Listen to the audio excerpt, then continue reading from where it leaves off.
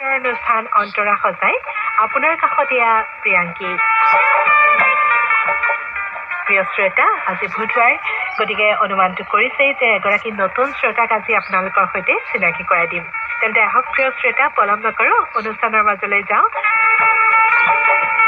অন্তৰা অনুষ্ঠানত আমাৰ সৈতে আছে ধেমাজি জিলাৰ জোনাই মেচাকি চাপৰিৰ আমাৰ এগৰাকী নিয়মীয়া শ্ৰোতা। তেখেত হৈছে সোণাৰাম লালুং ডাঙৰীয়া। নমস্কাৰ। হয়, নমস্কাৰ। প্ৰথমে আপোনাক আমাৰ অন্তৰা অনুষ্ঠানলৈ স্বাগতম জনাইছো। ধন্যবাদ। ইতিমধ্যে মই আপোনাৰ পৰিচয়টো আমাৰ শ্ৰোতাসকলৰ আগত দাঙি ধৰিছে, আৰু যিহেতু আপোনাৰ চিঠি প্ৰচাৰ হৈয়ে থাকে, গতিকে আমাৰ শ্ৰোতাসকলে আপোনাক চিনিয়ে পায়। আপুনি জোনাই মেচাকি চাপৰিত থাকে। আপোনাৰ বিষয়ে অকণমান আজি আপোনাৰ মুখেৰে জানো। আমাৰ অঞ্চলটো যিহেতু মেচাকি চাপৰি, এই মেচাকি শব্দটোৰ পৰা মই আৰম্ভ কৰিম এতিয়া। হয় হয়। মেচাকি শব্দটো হৈছে এবিধ শাক, আমাৰ অসমীয়া পৰম্পৰাগত শাক। মিচিং জনগোষ্ঠীয়ে বিশেষকে ব্যৱহাৰ কৰে। হয়। আলি আই লৃগাং বা তেনেকুৱা ধৰণৰ তেওঁলোকৰ পৰম্পৰাগত উৎসৱসমূহত এবিধ শাক বিশেষভাৱে প্ৰয়োজনীয় তেওঁলোকে অম্বে বুলি কয়। হয় হয়। সেই শাকবিধ আমাৰ ইয়াত এসময়ত খুব প্ৰচুৰভাৱে আছিলে বুলি আমি জানো। আমাৰ দেৱতাসকলে বা পূৰ্বপুৰুষসকলে কৈ আহিছে। তাৰ পৰাই মেচাকি শব্দটো হৈছে বুলি আমি জানো, আৰু গাঁওখনৰ নাম। আৰু আমাৰ অঞ্চলটোৰ বিষয়ে মানে ক'বলৈ গ'লে এটা চাপৰি, চিয়াঙৰ দুটাকৈ সুঁতি উত্তৰ পাৰে আহিছে, সেয়াই হৈছে লালি নদী, আৰু দক্ষিণ পাৰে গৈছে ব্ৰহ্মপুত্ৰখন। মুঠৰ ওপৰত আমাৰ ব্ৰহ্মপুত্ৰৰ চাপৰি এটা অঞ্চল। তেনেকৈ চৌদিশে আমাৰ নদীৰ মাজত অৱস্থিত এখন গাঁও। খুব সুন্দৰ পৰিৱেশত আপোনালোক থাকে, কিয়নো নদীপৰীয়া আপোনালোকৰ সেই অঞ্চল। এতিয়া বাৰু কাতি সোমালে, কিন্তু আহিন মাহত যেতিয়া কহুৱা ফুলে, তেতিয়া সঁচাকৈয়ে আপোনালোকৰ অঞ্চলটি নিশ্চয় খুব সুন্দৰ হৈ পৰে, নহয় জানো? হয়, শৰতৰ ঋতু আমাৰ ইয়াত ঝাউবনি নাচিছে, কহুৱা ফুলে হালি জালি নাচি আছে ব্ৰহ্মপুত্ৰৰ পাৰে নৈ কাষে কাষে। আৰু যেতিয়া মাঘ ফাগুন সোমাব, চ'ত মাহ সোমাব, তেতিয়া শিমলু তোলা দেখা যায়। হয় হয় হয়, খুব ভাল লাগিছে জানি। শিক্ষাৰ কথা কওকচোন, আপোনাৰ জন্ম শিক্ষা তাতেই জন্ম নে আপোনাৰ? আচলতে মোৰ জন্ম ইয়াত নহয়, মই আমাৰ দেউতাহঁতে কৰ্মসূত্ৰে শদিয়াত আছিলে। শদিয়াত তেনেকৈ মই জন্ম লাভ কৰিছিলো 1992 চনত। তাৰপৰা দেউতাহঁতে কৰ্মসূত্ৰে আকৌ ইয়ালৈ আহিলে, প্ৰাথমিক শিক্ষাটো তাতে লাভ কৰিলো। তাৰপিছত ইয়াত আহি আমাৰ জোনাইত পঢ়িলো মুৰকং চেলেক্ট কলেজত। আগবাঢ়িলো আৰু। হয় হয়। এতিয়া আপোনাৰ শদিয়ালৈ যোৱা হয়নে? গৈছো দুবাৰকৈ গলো। এই আমাৰ ভূপেন হাজৰিকা সেতু দলং হোৱাৰ পিছত মই দুবাৰ গলো তাত, যিহেতু নিজৰ জন্ম জেগা। হয় হয় হয়। সম্পৰ্কীয় মানুহ আছে, আমাৰ ডাঙৰ বৌ, তেওঁৰ ঘৰ তাতে আছে, গৈছো তালৈ। হয়, ঠিক আছে। আমি এনেকৈয়ে কথা পাতি থাকিম, যিহেতু অন্তৰা অনুষ্ঠান হিন্দী গীতৰ অনুষ্ঠান গম পাইছেই। গতিকে অনুষ্ঠানত কিন্তু গীত এটি শুনি লওঁ আপোনাৰ পচন্দৰ। কওকচোন, প্ৰথমে কোনটো গীত শুনিব?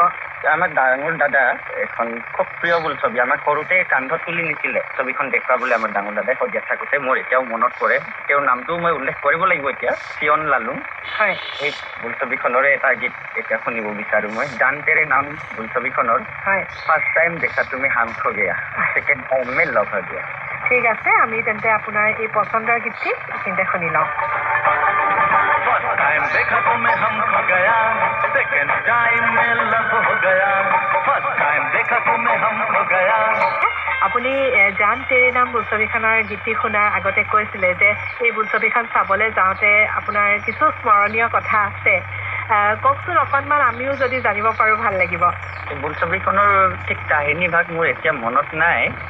তথাপিও মানে যেতিয়া দাদাই আমাক এই বোলছবিখন দেখুৱাবলৈ নিছিলে, তেতিয়া খুব বোকা পানীৰ মাজত আমাক লৈ গৈছিলে। লগত আছিলে আমাৰ কিৰণ লালুং, মোৰ ওপৰৰ দাদা, সেইজন ককাই ভাই ভনী গোটেইখিনি মিলি জুলি গৈছিলো। ঠিক তেনেকুৱা এতিয়াৰ নিচিনাটো ঠাই হল নাছিল। হয় হয়, বাৰু ঠিক আছে। এতিয়া আপুনি কেনেদৰে ব্যস্ত? এতিয়া মই খেতি পথাৰৰ লগতে জড়িত হৈ আছো, মা দেউতাহঁতৰ লগতে একেলগে। হয়, কেনেধৰণৰ খেতি কৰিছে কওকচোন অকণমান?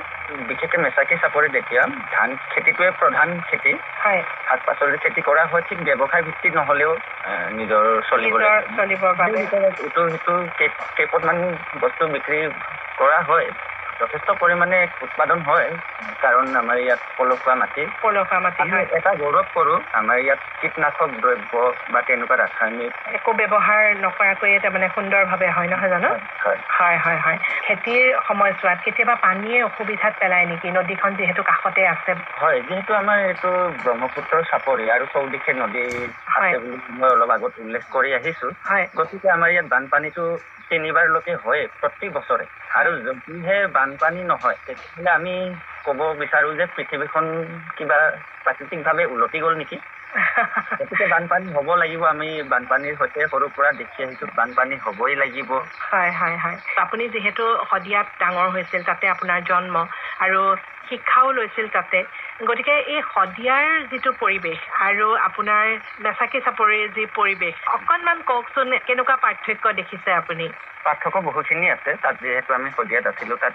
নৈপৰীয়া অঞ্চল নাছিল দিবাং ভেলী পৰে তাতে অৰুণাচলৰ এটা অংশ পাইছিলোঁ আমি হয় সেই হিচাপত চালে মানে কাৰণ সৰুও আছিলোঁ আৰু এতিয়া আৰু তেতিয়া আৰু কিছুমান কথাও আছে আপোনাৰ যিখিনি শৈশৱৰ বন্ধু বান্ধৱ আছিল শদিয়াৰ তেওঁলোকৰ লগত এতিয়াও সম্পৰ্ক আছেনে আছে তাতো এতিয়াও মোৰ লগ বন্ধু আছে ফোন যোগাযোগ হৈ থাকে কথা বতৰা কেতিয়াবা পাতি থাকোঁ হয় আমাৰ ঘৰলৈও আহিছে ময়ো এতিয়াও গৈ থাকোঁ হয় হয় হয় ঠিক আছে আমি কথা এনেকৈয়ে পাতি যাম এইখিনিতে পুনৰ আৰু এটি গীত শুনি লওঁ এইবাৰ কোনটো গীত শুনিব কওকচোন হয় এতিয়া প্ৰথমে মই ক'লোঁ ডাঙৰ দাদাৰ কথা এতিয়া মই সৰু দাদাৰ কথা ক'ব লাগিব খুব ভাল পায় সেই গীতটো মোবাইলতো খুব বজাই থাকে আৰু তেওঁ মাজে সময়ে আগতে চিঠি পত্ৰ লিখিছিলে কিছুমান এতিয়া কামৰ অসুবিধাত লিখা পোৱা নাই তেওঁ সেই গীতটো অনুৰোধো কৰিছে আগতে অন্তৰা অনুষ্ঠানত আজি মই তেওঁৰ হৈ আকৌ অনুৰোধ কৰি দিম হয় বেমিচাল বোলছবিৰ কিতনি খুবসুৰত হয় হয় হয় খুব এটি সুন্দৰ গীত আৰু খুবেই জনপ্ৰিয় এটি গীত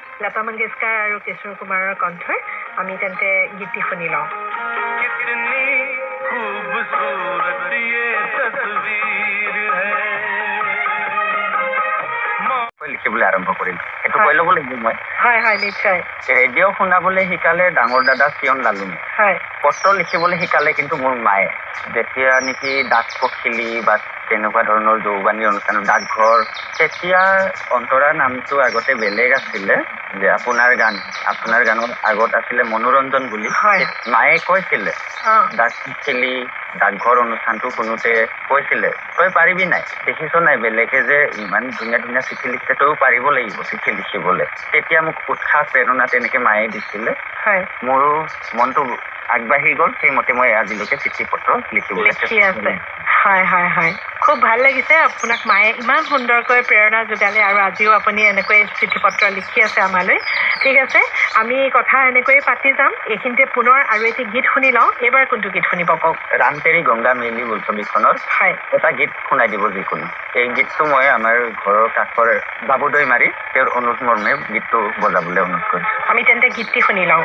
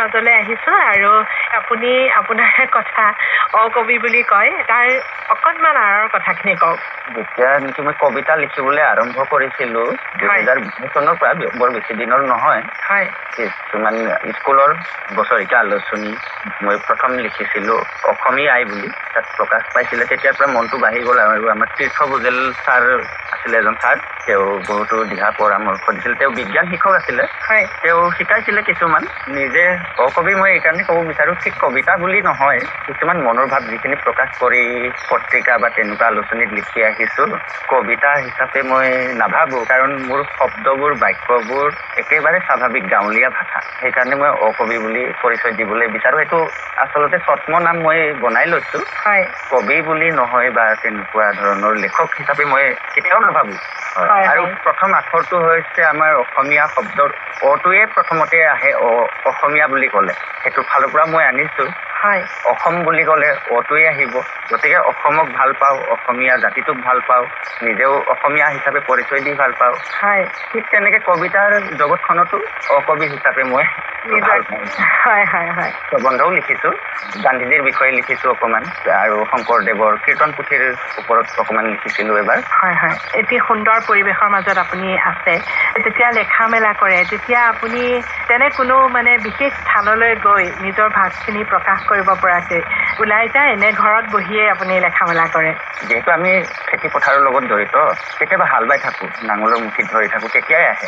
পন্তৰা অনুষ্ঠানতে এতিয়া যিটো অনুষ্ঠানত কথা পাতি আছোঁ, হয় আৰু বিশেষকৈ মই ঋতু বিষয়ক কবিতা আজিলৈকে লিখি আহিছোঁ বেছিভাগ। হয় হয় যেনে শৰৎকাল, আঘোণৰ পথাৰৰ বা বাৰিষাৰ পথাৰ, এই শাওণৰ বিষয়ে। হয় ঠিক তেনেকৈ পথাৰত যেতিয়া থাকোঁ, পথাৰত বেছি মনলৈ আহে। যেতিয়া মনলৈ আহে সেইখিনি মই একেবাৰে মনত লৈয়ে আহোঁ। কেৱল কলমেৰে চিঠিটো কাগজত বহাবলৈহে ঘৰলৈ আহোঁতো আনিছিলোঁ। বাকীখিনি পথাৰতে মনত আহে। হয় হয় হয় আপোনাৰ যি মুকলিমূৰীয়া যি সুন্দৰ পৰিৱেশ, তাৰ মাজতে আপুনি আপোনাৰ সৃষ্টি কৰে, নহয় জানো?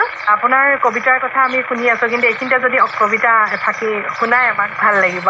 এইটো ঋতু বিষয়ক নহয়, হয় এটা কবিতা শুনাই দিওঁ। বেলেগ এটা হ'ব হ'ব। যৌৱনত ভৰি নিদিয়াই ভাল, কাৰোবাৰ বাবে বুকুত একুৰা জুই জ্বলে, মনত প্ৰচণ্ড ধুমুহা বলে, প্ৰেম সাগৰত উঠে মৰমৰ চুনামি, হিয়াখন যায় ভাঙি চিঙি, কিয় এইবোৰ বিপৰীতজনৰ বাবে, সেয়ে যৌৱনত ভৰি নিদিয়াই ভাল। খুব সহজ ভাষাত আপুনি মনৰ ভাৱখিনি প্ৰকাশ কৰিলে, ভাল লাগিলে। মোৰ একেবাৰে প্ৰিয় বন্ধু চন্দ্ৰকান্ত তাইক লখিমপুৰ ঘূনাসুতিৰ। তেওঁ মোক যেতিয়া ফোন কৰে তেতিয়াই কবিতা এটা শুনাবলৈ কয়। হয় তেওঁৰ ঘৰলৈ মই নোযোৱাৰ আগত এটা মই কবিতা লিখিছিলোঁ। চন্দ্ৰকান্ত তাইদেৱে কৈছিলে, তুমি যে আহিবা আমাৰ ইয়ালৈ অঞ্চললৈ, তাৰ আগত এটা কবিতা লিখাচোন। তেওঁৰ অনুৰোধ মৰ্মে মই এটা কবিতা লিখিবলৈ চেষ্টা কৰিছিলোঁ। হয় সেই কবিতাটো অকণমান পাঠ কৰি দিওঁ। অঁ নিশ্চয়। জংকী পানৈৰ দেশলৈ চাবলৈ যাম বুলি ভাবিছোঁ, জংকী পানৈৰ দেশ ঘূনাসুতি, তাতে ল'ম পৰ আপঙৰ জুতি, ফাগুনতে যাম ৰেগাং চাম, আপঙৰ ৰাগীত ঐনিতম গাম, চাবলৈ যাম বুলি ভাবিছোঁ লখিমপুৰ সোৱণশিৰি, লগতে মিৰি জীয়ৰী, ওৰাং আপিনো খাম, মিচিং কণিঙো চাম, কিজানিবা মন পচন্দৰ এজনী পাম, সোৱণশিৰিৰ পাৰত ঝাউবনৰ আঁৰত, বাকীখিনি অকবিৰ মনৰ গোপন কোণত। খুব ভাল লাগিলে, সকলোৱে বুজি পোৱাকৈ লিখিছে। এই কবিতাটি শুনি আজি বাকী আমাৰ শ্ৰোতাসকলেও নিশ্চয় ভাল পাইছে। আপোনাৰ এই লেখাৰ যি অভ্যাস, সেয়া সদায় অব্যাহত থাকক, আমিও সেয়া কামনা কৰিছোঁ। কওকচোন, আজৰি সময় যেতিয়া পায় তেতিয়া কি কৰি ভাল পায়? আজৰি সময়ত ঠিক তেনেকৈ এতিয়া কবিতা কিছুমান সৃষ্টি কৰিবলৈ বিচাৰোঁ। ৰেডিঅ'টোতো থাকেই, শুনিয়ে থাকোঁ, হয় গুণগুণাবলৈ চেষ্টা কৰোঁ, আৰু কেতিয়াবা বাঁহী বজাবলৈ চেষ্টা কৰোঁ। কিছুমান নিজে বনাই লওঁ বাঁহী। হয় হয় হয় এইখিনিতে পুনৰ আৰু এটি গীত শুনি লওঁ আপোনাৰ পচন্দৰ। এইবাৰ কোনটো গীত শুনিব কওক? এতিয়া জখম বুলছবিৰ হয় গলি মে আজ চান নিকলা। ঠিক আছে। এই গীতটো আমাৰ অনাতাঁৰ মৰম পৰিয়ালৰ চন্দ্ৰকান্ত তাইক, বিনোদ গগৈ, নকুল গগৈ, মাজুলী শইকীয়া, ৰুণা বেগম, পংকজ দত্ত, হয় তেওঁলোকলৈ আগবঢ়াব বিচাৰিছোঁ আপুনি। আমি তেন্তে গীতটি শুনি লওঁ।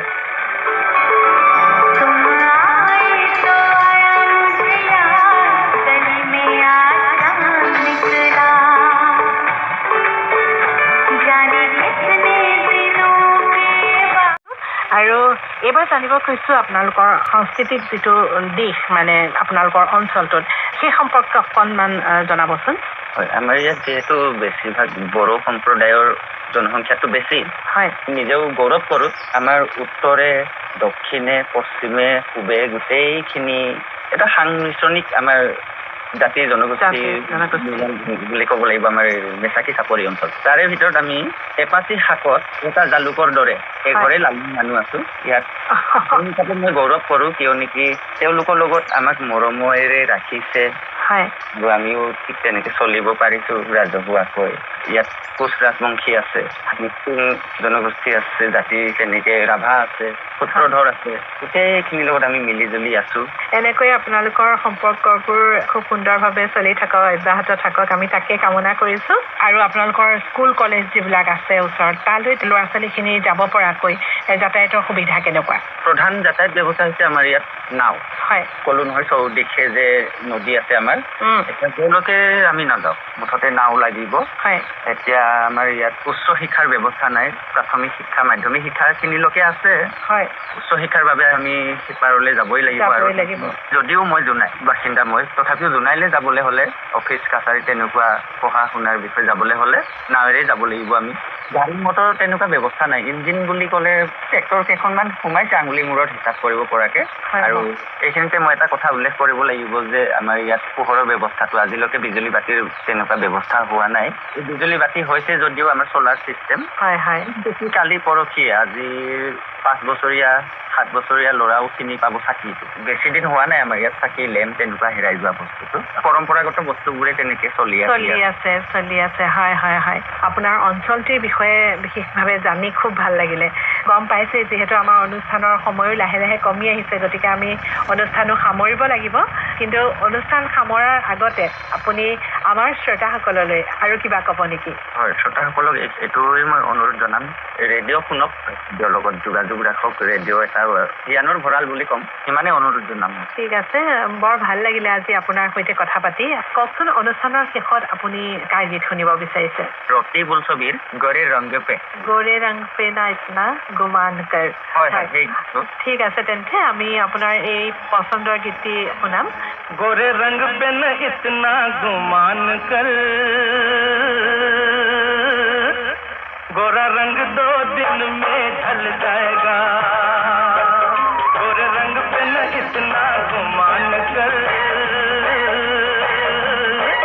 गोरा रंग 2 दिन में ढल जाएगा